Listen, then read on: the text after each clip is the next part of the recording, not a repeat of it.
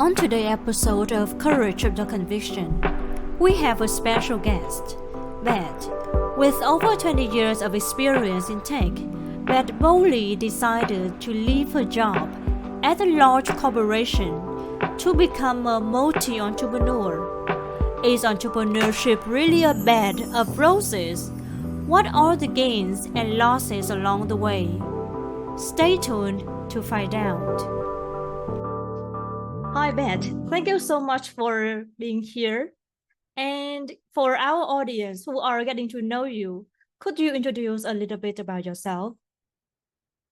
Thank you, Nee. I know you from our Toastmasters Club, and I love hearing you speak. And it's really nice that we get to do this interview together. So, I am a tech person. I got a computer science degree in the mid 2008-ish, 2009, somewhere around there. And I've worked in every software job in tech that there is, from coding, database analysis, you know, project manager, architect, software architect, uh, program manager. I'm trying to remember all the things. I was the CTO of a startup. I've worked a technical program manager, and I've worked at companies like Verizon, GE, and my most recent company, the big company I worked for, was Instagram. So now I have my own software company, and I also do wellness work like fitness coaching and yoga teacher. And I also am a nutritionist, so I can help with that. Cool. And I watched your interview with Suma Gowder and listened to the podcast with Ken Rossi. And I was truly inspired by your story, your journey from over 20 years in tech to becoming a yoga teacher. And it is remarkable. I know you're a multi-entrepreneur, running a company and also being a yoga teacher. So I'm just curious, why did you quit your full-time job to pursue a new field? Well, so it's been 2.5 years since I quit my corporate job, and I've been thinking a lot about my purpose on this planet. Excuse me. And I actually have some really uh, interesting insights. So we make a living, right? We make money from working, but over time, we kind of get closer to what we really want to be doing. And sometimes we take detours and we take side paths and all these, the journey weaves and it goes in different directions. But the thing that we all need to work on is our purpose. So I would love to share with you the purpose that I'm really seeing my life is about, and that is to create tools and to train people on using tools that help them have more agency. Now that may, like, I can unpack that. So I create tools and I have my whole career in tech building software tools for my customers, for my software users. And then as I got into yoga and fitness, I started building tools around building strength. And I work with seniors and help them with balance and having their toes and their feet strong. And I really see a direct path of all of these things. I'm always building and training on tools to help people. So I make this I have actually multiple YouTube channels, but one of them is for balance and building strength of the feet and also fixing back pain or other kind of issues. And I have another YouTube channel that has tips for like sitting at your desk and how to keep your brain creative while you're working on your computer for a long time. And thinking about nutrition, I want people to understand how to plan maybe on a Sunday or Saturday to have healthy food all week so that they don't go to fast food restaurants because they're hungry, right?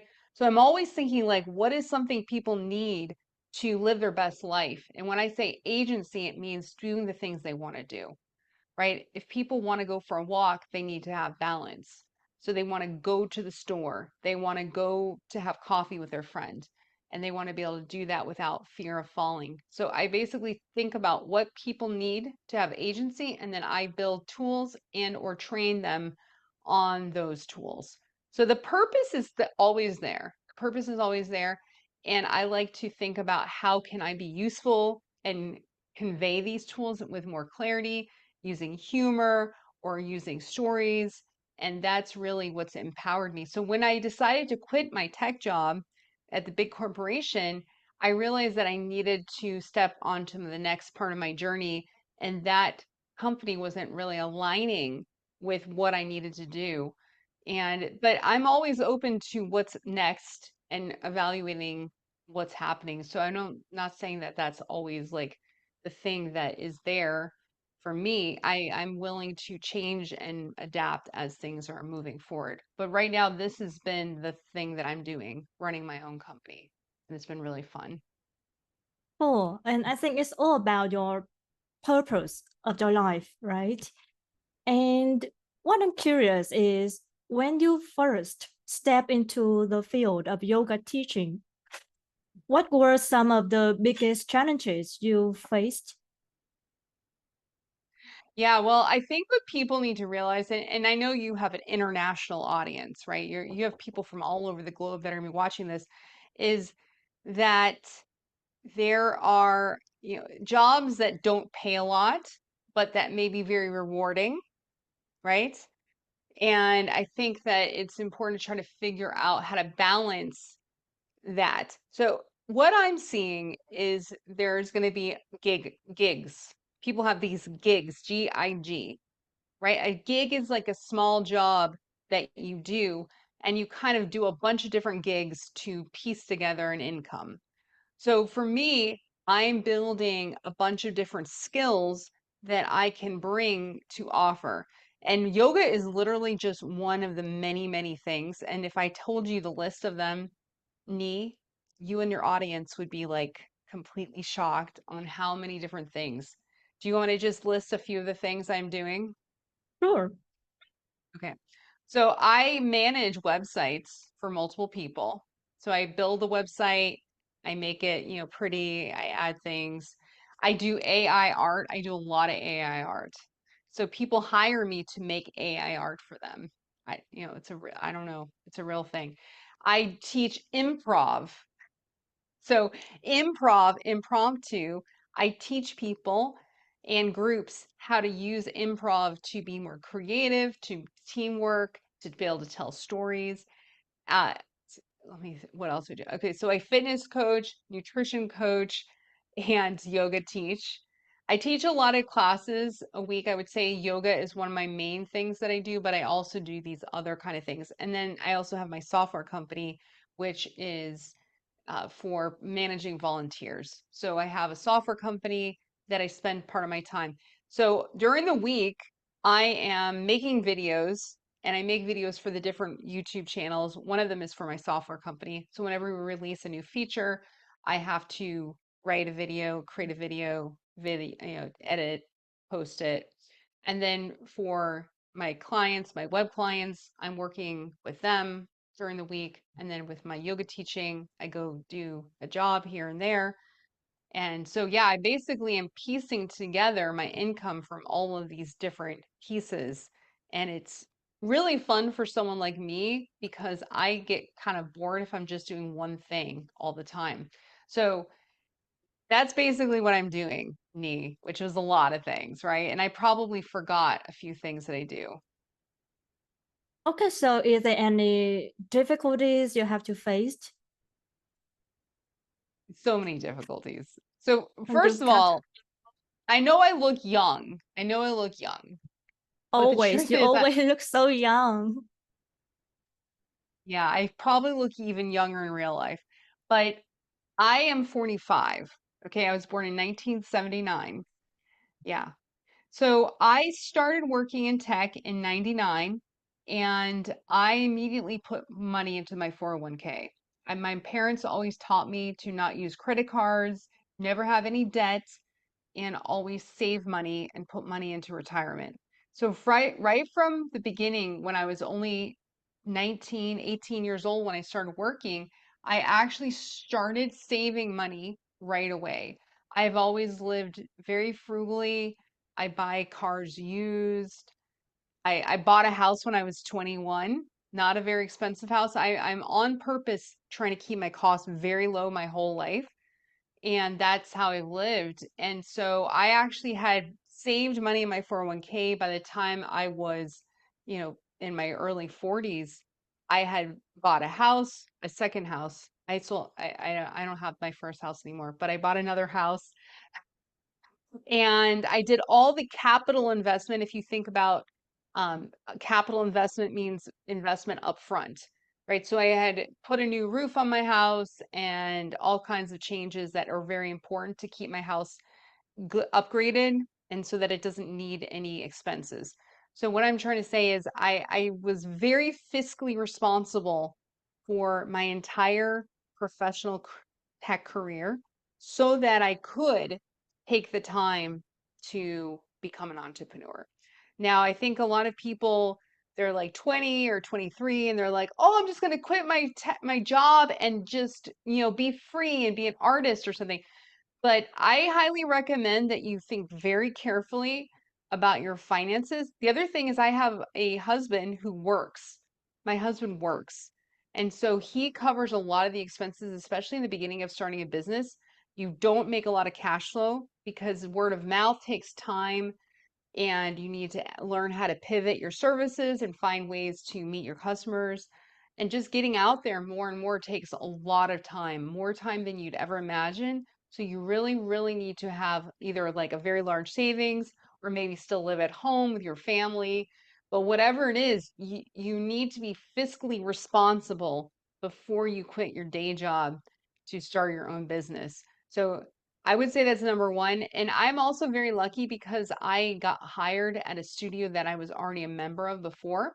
So I knew a lot of people there and they welcomed me in. But the whole yoga business itself is probably its own podcast that could take 2 or 3 hours to dig into. And there's a really good book, which I highly recommend. It's called The Art and Business of Yoga Teaching. So if people are specifically interested in that topic, I can send you the link and you can share it with your listeners because there's a lot of detail in that. And I'm just going to be honest, I would not be able to survive as a yoga teacher. Unfortunately, yoga teachers are not paid very much, and it's more like a side gig that's fun that doesn't make a lot of money, but I really enjoy it. Does that make sense, Nee? That makes sense for me. Thank you so much, Beth. Yes. Yeah, I can see that as an entrepreneur, you like faced financial struggles and lack a lot of time. But in Mm. exchange, what have you gained? Well, I've always been the kind of person who wants to see the bigger picture of the companies I've worked at. And I always had a lot of questions like, well, why did they do that? Or why do they do, I questioned the managers. And now that I'm running my own business, I understand why maybe they made some of those decisions. And it gives me a lot more empathy for managers. Also, the thing when you're running business, you have to do all the jobs. All the jobs have to be done by me. And if I'm going to pay someone else to do it, it really has to be worth it. So if I hire someone else to do something, like I have to really justify that. It's very, very challenging for me to just spend money willy-nilly, um, without thought, without very, very careful thought. So I have a lot more empathy for business owners and all the managers that I've ever worked for because it's very challenging to run a business. I also know my weaknesses. So I know all my weaknesses really, really well, and I struggle with them every day. So for me, sales is my weakest link. I'm really good at products. I build product. My whole life I've been building software products. And if people understand what product management is, there's a whole science to product management, and I'm an expert on product management. I am like really good at pricing. I'm really good at market fit. Research, customer requirements, feature design. I'm an expert at that. But having to do sales and product design, it's just so much work. So I really appreciate when people, like when you work at a big corporation, you can niche. You can be like, I'm just going to do this one job. And that is something that is, I really appreciate that at this point, having to do all the different jobs. Right. So yeah, I would say what I've learned is my weaknesses, and I appreciate the benefits of having a large company to just be able to niche and focus in on one or two different Yeah, capabilities. I can see that you're more empathy with the company's owner. Also, you Yeah. understand more about yourself, your weakness. And I can see that you also understand about your strengths. You're really good at product manager and understand and the product and doing research. And Yeah. if you could go back in time, would you make the same decision? Yes. Because think about the big purpose of my life. And that's why everything that helps me learn, grow, become more of myself, become more confident. Those are things that are good. So I think that when you're thinking about becoming an entrepreneur, if you have some vision of like, oh, I'm going to be a billionaire, I'm going to be the Mark, next Mark Zuckerberg, right? Or Steve Jobs. I think you really need to be more realistic about your vision. So I would say go into entrepreneurship with like, I'm going to learn sales, right? If you know you're not good at sales and now you have to do sales, you're going to get better at it because you can't get worse, right? So I think going into each different phase of our life is really important with a purpose of I'm going to learn this next thing versus I'm going to be done with everything and I'm just going to sit on a beach. Like that's called retirement, right? And so having a clear-eyed view of what you're doing is really important. And for me, I had specific interests and I wanted to pursue those. And that I feel like I'm definitely have gotten that and I've really enjoyed that. So I would definitely make the same decision. Also, I think I was in a big company where I wasn't really getting to use my skills. And I have been so happy because now I can strengthen my skills and work really hard on my own skills. And that has been really good, but I think that everyone's going to have a different situation. So I think it's really important to go into these decisions with a clear-eyed purpose and not just think that becoming an entrepreneur is going to save you or change, your situation. I got it. So, as you mentioned that you're good at market research, and I think you're also good at planning. When you first started, did you take the first step, then build a plan as you went along, or you have a detailed plan from the beginning? Okay, I'm going to tell you what happened. It was my 43rd or 42nd birthday. I can't remember which one. And I went to a cabin with my husband in the woods a few hours north of where I live. And it was April, but it was still snowing up there because it's a cold area. And I spent the whole weekend trying to decide what I should do next with my life.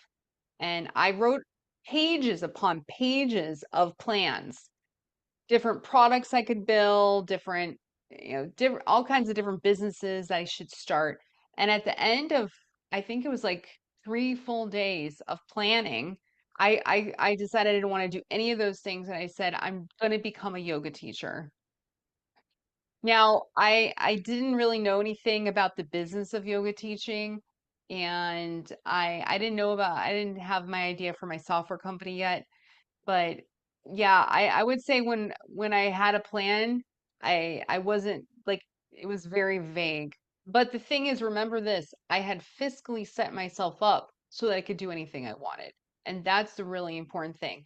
My husband was going to be making money and the bills were going to get paid, and I had already bought my house and I already done a lot of capital investments in my house. My house was really good and I already had done my 401k. So even though I didn't plan for being a yoga teacher, I didn't really need one because I had a long runway, you know? I had a long runway to figure things out and enjoy the journey and didn't have to panic or anything. So I would say I did not have a plan. I think that it's not just about plan or not plan, just you have to do market research. You have to take the first step to understand about the field. And then Yes. the most important thing is you need to take the first step. Yeah, well, the thing with yoga teaching is, and I think I've learned this over time, and I think it's true for everything, honestly, is niche. Be really, really specific. So I kind of randomly discovered that I like teaching seniors and I added a bunch of certifications. I have so many certifications and so many trainings on how to work on your balance and how to work on knees and joints and the body. So I actually became very technical, very similar to what I did with computer science, but around the body. And I just devoured material, books, and courses and became an expert on things that are very specific for seniors, but also for active adults who have an injury. So I've become an expert in niche. And I think that's really important whenever you're thinking about any field is become a niche in something you care about. And I really connect with seniors. They like me. I like them. I make it funny. They laugh at my jokes. I have so much fun teaching seniors, and especially I think senior women who are like go-getters. That's the kind of women that I really resonate with. And so I teach a lot of them, and I teach private lessons, and I teach group classes. So I think niching and becoming a specialist is really important when you're thinking about any kind of new field. You cannot just be like a general person, right? You have to be very, very specific and have training and know that kind of that person. And then you'll get referrals from the ones that you know and you meet and you work with. So I think it's like a very virtuous circle. So that is sort of what I've done is just very become niche and not just like a general purpose yoga teacher, but very, very specific in my training. As you talk about the niche, I believe that you have connection with our target audience beforehand. And Actually, no, I'll tell you, when I started teaching yoga, it was just at a regular studio with a lot of maybe 30-year-olds, 40-year-olds. And then I got my first client private lessons, and she had knee problems. And I started like having to research and develop programs for her to help her knee. And then she got me a job teaching chair yoga. So it was like actually it was just random chance. And as I studied and studied and tried to find out how to help them, I got more and more skills and then my classes got bigger. So it was really actually just a journey that I didn't know about before I started. so it comes to you naturally, and you see Maybe the it's chance. You see the the chance here, universe. and The yes, the universe brought it to me. and you just follow the heart when Hmm. the chance come. You got to So be ready. be ready to when the chance come, and you already have the passion for yoga. So Yeah, by the way, that this is a good time to plug Toastmasters. So Nee and I know each other from Toastmasters, and I have been in Toastmasters since 2005. So what I realized is teaching yoga was very easy for me because my mother was a yoga teacher, and so I did a lot of yoga growing up. And then I've done so much yoga my whole life. I've almost always gone to like a weekly class, right? But I've also been in Toastmasters since 2005. And every week in Toastmasters, we get to practice speaking if you're not familiar with it. And so when I started I took my teacher training, yoga teacher training certification, and I started teaching. And trust me, the first few classes I just practiced on my friends. They were very bad, but I practiced and I practiced and I practiced, and I used my Toastmaster skills to learn how to convey information and say things faster and shorter with less ums and ahs, more concise, more precision on like how to move the body. There's all kinds of directions you need to tell, inhale up, exhale down. So there's all these directions, and I just kept getting better and better and practicing. And that, I think the Toastmasters was absolutely key, because then once I'd gotten enough practice, it became very smooth. And I would say I got my teacher training in December, and then by that May, I was teaching professionally. And so but I was practicing weekly on my friends. I'm so sorry to all my friends who I practiced on. It was terrible in the beginning. But then I started teaching, and the first year I taught 52 substitute classes and regular 3 classes a week. So I was teaching a lot of yoga, and that was before I got specialized into chair yoga for seniors. So that it's just a lot of practice. And I can see that the skills you learned from Toastmaster is helping a lot you that Uh, time. Absolutely. And I think every yoga teacher should go to Toastmasters, because there's a lot of ums and ahs and oh yeah, we need to tighten it up. So, what marketing strategies would you recommend for someone just starting out? Okay, so no matter what you're into, you need to understand your customer fully. And everyone's going to have different skill sets. Some people like writing, some people like maybe art of some sort or music, or I'm a speaker. I've been speaking since 2005 regularly at Toastmasters, and I've in my tech career, I've done tons of keynote or tons of speaking at conferences. And so I'm used to speaking. So for me, I use YouTube. And like I said, I have multiple YouTube channels. And so everyone's going to have their own special thing. But social media, I think you need to be putting social media out there and creating content and free content that can help people. So what you want to do with marketing is make a big, wide net of free content, and then people gradually find you, and those come in, and then you can have a blog, you can have a newsletter. You need to be giving them value. People want value.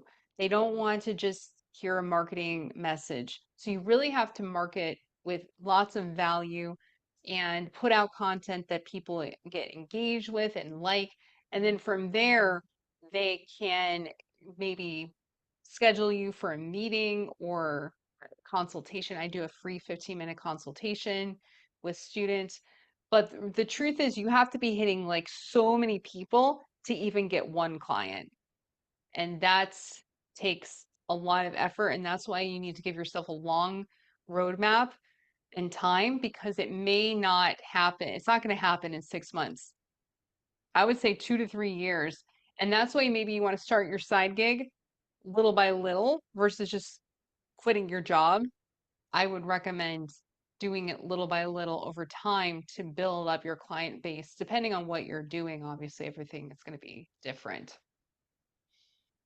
The key here is using social media to hit a lot of people, and you have to create free content that helping people and let the customer come to you. I highly recommend that. Yes. Thank you so much for all the valuable advice. And as we wrap up, what advice would you give to those who are afraid to follow their passion? Okay. This is what I've been waiting for, because I have a new podcast. Okay. It's called Making Meaning. All right. And I'll send you the link. I don't think you have it yet. It's long form podcast. It's an interview podcast where I have different, just normal people to discuss a challenging topic. a challenging topic. And my main goal, like I said, my purpose is to teach tools and demonstrate tools and make tools. And this topic, this content is about learning how to have a conversation around a very challenging topic without being angry at each other, right? Without calling each other names, but having a respectful conversation. So my podcast is part of my big mission, but my most recent podcast was on fertility. And I hadn't been keeping up with this much, but fertility across the planet is going down. Did you know that?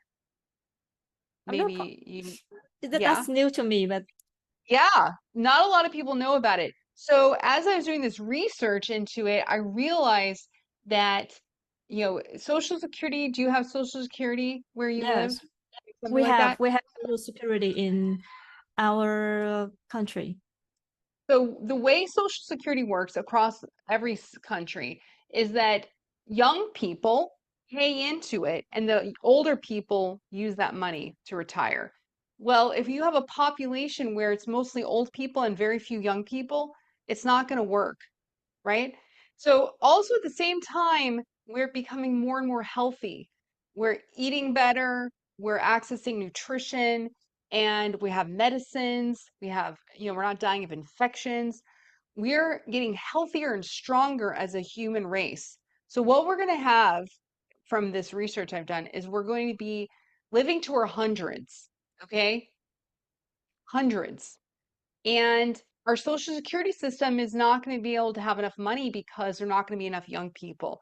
We're facing like a really scary situation, honestly. So what I want us to do, all of us, is to realize that we're going to be working probably to 100. Okay? Yeah. Is that So what we possible? need to, might we have to, maybe we might have to. But what we need to think about is what is our passion that makes money? Because we're going to be doing it for a long time. So it's a good thing. So I think what we need to do is everyone needs to work towards their mission, and it's going to take time, and you go through a lot of bad jobs on this journey to your perfect job at 100. So you need to be moving towards it. If you think, oh, I'm just going to work until I'm 55 or 65, I think you're not thinking clearly about how the demographics are going to be changing with AI. We're going to all, bless you, we're all going to have to work a lot longer. And that's a good thing though, because we can work towards our passion. And I think this is where the uniqueness of each of us niching, right? If we can niche on something that we're passionate about and our purpose, then we can continue to work into our 90s and 80s, 90s, probably for sure. And if we're healthy and strong, maybe even hundreds. But that's why we have to do it right now. We need to work towards that. And every day that you don't slowly work towards working on your passion and your mission on this planet, you're just putting it off and you're going to be doing jobs that are not fun. So I think it's really critical for us all to think, why am I here? How can I use my skills to bring value to the world and to help me my mission? So that's how I believe we need to do this. It's not an option. We have to do it. Going to talk about that topic on your podcast. Well, I realized it from doing the podcast, So but I did. excited. I'm so It is. excited to see your podcast. I will send it to you. I will send it to you, and I would love Please, your audience. please, please send I it would to love your us. audience to check it out. My next podcast that I'm recording this week is on health. What is health? And how do each of us define that? So I think they're big questions, and I think we need to reframe how we think about work from I'm in a factory turning a lever, right? We're gonna have machines that are doing that. There's gonna be robots and AI. We need to think like, how can I bring my unique value to the world? I'm a unique person. Every one of us has a childhood and memories and love and all these fun experiences. We have to be ourselves. We've got to do it. We can't be afraid, Nee. We have to become the best version of ourselves and bring that to the world. I think you might also think about work-life balance, about work and life and health. Absolutely. Because think about it, if everyone is going to be living to 100, you have to think about the quality of your life, the health span. Are you going to be in a wheelchair or are you going to be strong and able to carry things, right? So we have to take responsibility for our own body. The medicine can keep us alive, but are we vibrant, right? So we need to be taking care of the body, and work-life balance and managing our stress, absolutely critical. So when you're thinking about your passion, your mission over your whole life, you need to also pace yourself so you're not burning out, and that you can live and have children and have a family and have a garden, like all kinds of nice things, that whatever your hobbies are. Yeah, you need to be thinking long term. This is not it's not a sprint, it's a marathon, and it could be 100 years. I really like your sentence. It's not a sprint, it's a marathon. Absolutely true. Mhm. Beth, thank you so much for sharing the insights and experiences with us today. I'm sure our listeners have taken away some valuable advice, and it's been a pleasure for having you here. We look forward to see more of your work. And to our audience, thanks you guys for tuning in, and remember, follow your passion. It's a journey. Take the first step.